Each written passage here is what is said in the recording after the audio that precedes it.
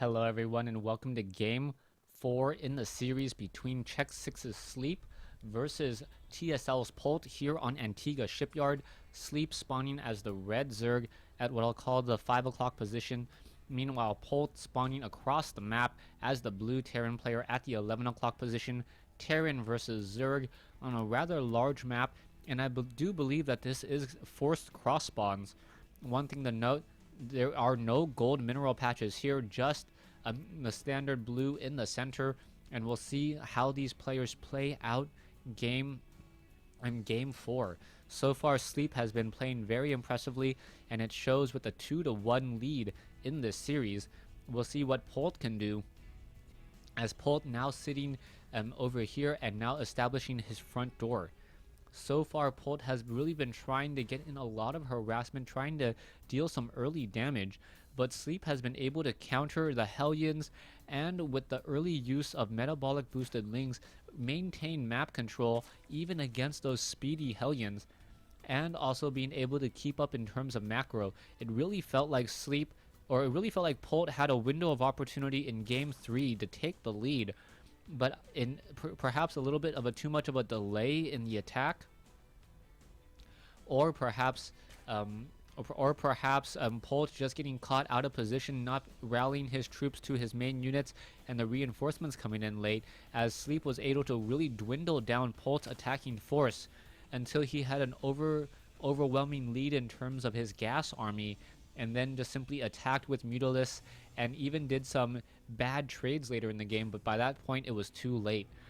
Polt looking to finish off this front door here. Supply depot could be placed down here in just a moment.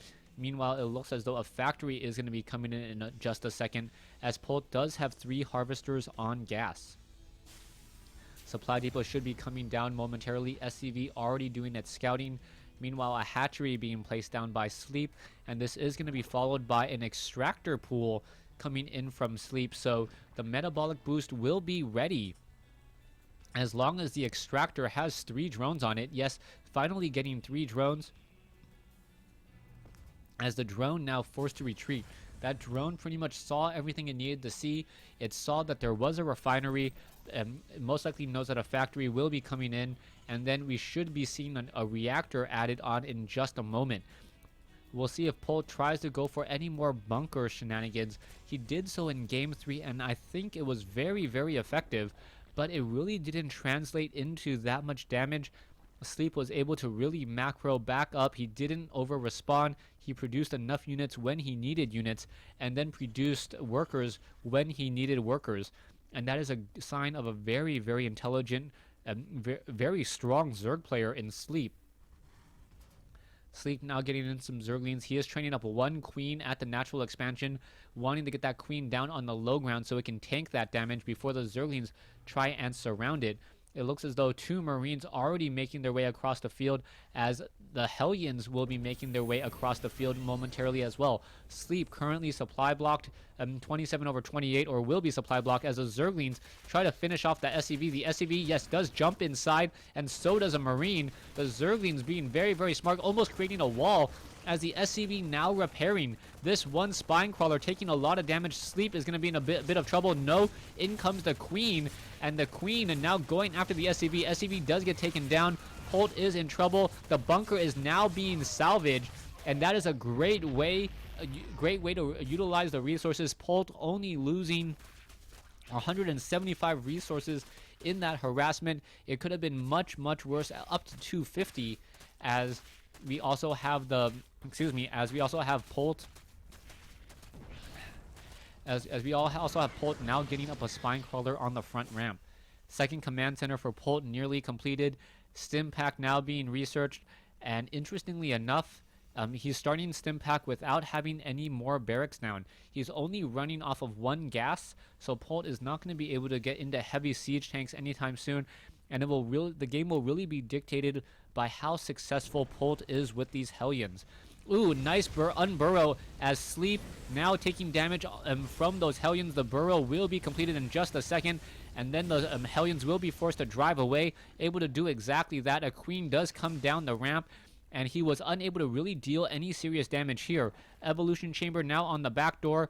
a new Roach Warren being added on the front in order to minimize how much walking in or driving in these Hellions can do. We are now getting up to 6 Hellions, adding on a barracks, and it will grab that reactor add-on. Polt should be adding on another tech lab here momentarily, and now also going into a starport.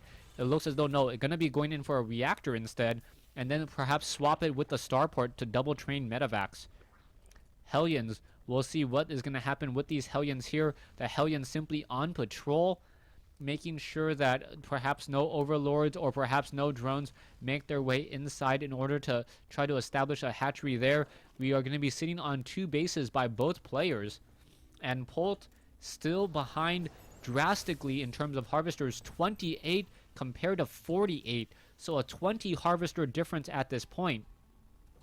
Army size shows that is a much better situation for Polt, but these Hellions are currently not doing anything to really help the Terran army. Map control is important, but unless he's able to get some drone kills, which it is pretty much wide open right now, he's not going to be able to hold on to his army lead, as Sleep will just simply out macro him. We are now going into tier 2. Sleep is establishing that macro hatch here, so there is not going to be any shortage of larvae. A spine crawler now taking a lot of damage, already down to 130, 125, and now with 2 armor, the Hellions know that they cannot really finish it off. The spine crawler, I believe, can finish off a Hellion, or even 2 Hellions, even at 125 hit points, as the Queen now trying to make their way in. Oh, spine crawlers, the creep tumors, just enough. Is it gonna? Nope, doesn't line it up perfectly, and now the Zerglings are gonna try to come in for a surround, finish off these Hellions. Polt losing one of those Hellions, 2 of those Hellions, and I believe a total of 3 Hellions were lost. Marines and medevacs now making a move across the field, but this should easily be countered by xSix's Sleep. Harvester count 55 compared to 38. Baneling movement speed, pneumatized carapace, Banelings, Zerglings, and even a Spire being added. And Polt is going to have to deal a lot of damage. Sleep has a lot of information here. 1 creep tumor does go down.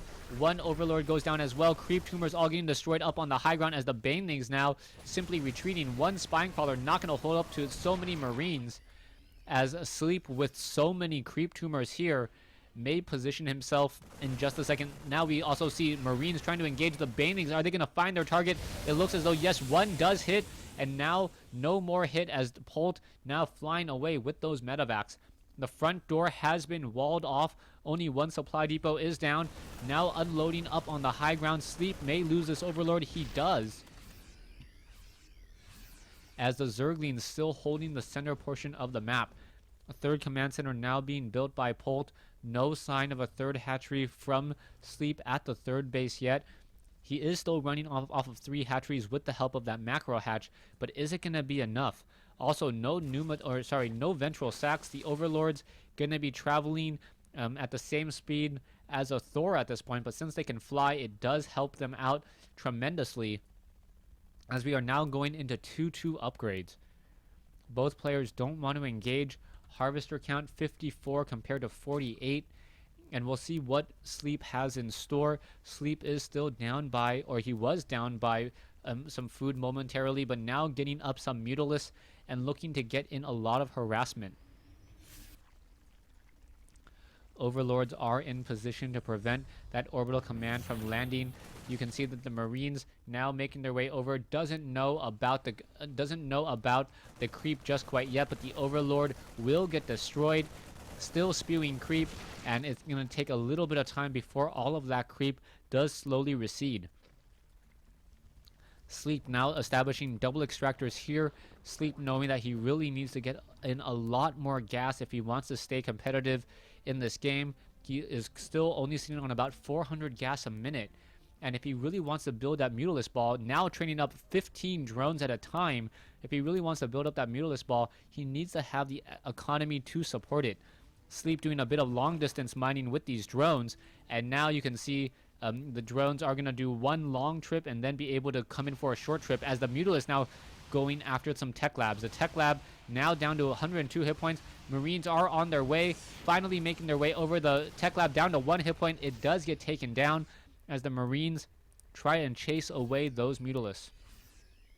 More Zerglings being added still. There are still only 5 Mutalisks in the air. It looks like there's plenty of gas now, as Sleep should be able to train up 8 Mutalisks in just a moment, but also went very, very heavy on drones, now up to 72, a 13 drone advantage, soon to be 18, as more and more drones are being trained.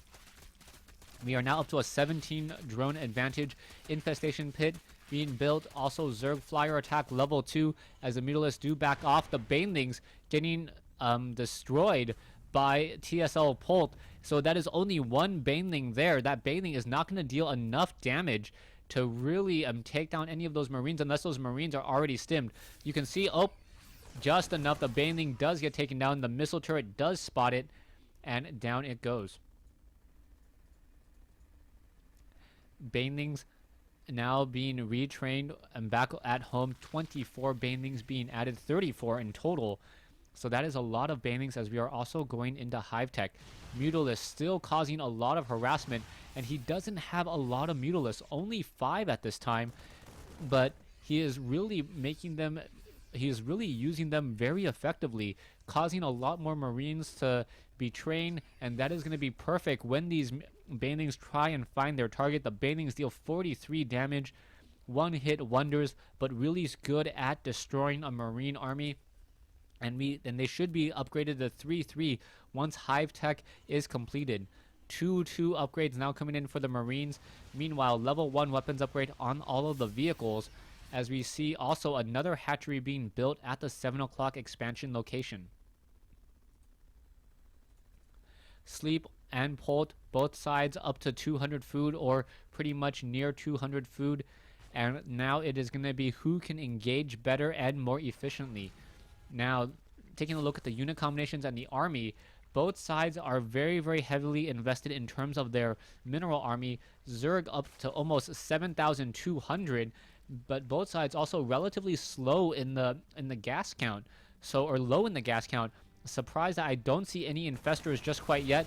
Even just researching the pathogen glands so you have it available could be a key decision, as we are now also going into Ultralists. Zerglings are off over here. Are they going to be able to engage siege tanks now? I'm going to get in a defensive posture, perhaps destroy some of those units as they try to make their way up the ramp. Zerglings and Banelings finding those Marines. The Marines just getting completely destroyed as the Zerglings now try to pressure their way into the center. Sleep is slightly ahead, but those Banelings, if they don't find Marines, are going to be a very, very bad change. No. Exchange. The Banelings still continuing to flood as the Metavacs now getting picked apart. There are only a couple, no siege tanks left. No siege tanks left, as the Metavacs now retreating back up here. Zerglings gonna go to town on the bunker, and the Banelings gonna go after some of those Marines. The Banelings could perhaps just simply suicide their way into the orbital command now. No, perhaps gonna go after some other units instead. More Banelings getting destroyed, but still taking down more and more units here. Sleep now with a 30 food advantage. No, up to a 70 food advantage, as he gets 6 Ultralists and 3 Infestors in this army. And I do not believe Polt is going to stand up the next wave. 50 food difference. Polt now trying to establish this base off over here, but his army is significantly smaller. You can see it is about half the size, and that is before the Ultralists are even completed. Marines are still being added to the group, so that may help even things out. But if it wasn't for those Ultralists and level 3 armor, I would say that Polt still has a good fighting chance. There is not enough Marauders. There is not enough siege tanks in order to deal with that thick Catonus armor on those Ultralists. New command center once again being rebuilt here. It looks as though the command center going to update to a planetary fortress.